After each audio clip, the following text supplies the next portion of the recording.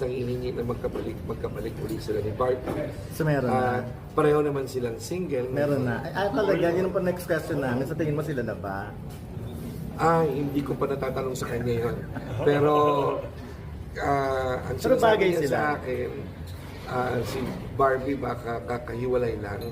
Baka hindi pa nakaka-move on kasi it's very fresh. Siya rin fresh din.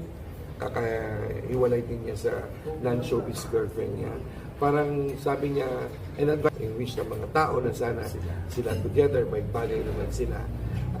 We'll see what will happen. Gusto niyo na maging sila? Or will it help na maging Parang sila? bagay sila, di ba? Parang nagkiklik talaga sila together. Pero they have a chemistry. If you feel mo yung chemistry din naman nila. So, nasa kanila naman yun kasi ayoko naman diktahan kung ano yung gusto niya. Pero nararamdaman ko rin naman na siguro may soft spot din siya kay Barbie dahil you're always together. You're always in projects.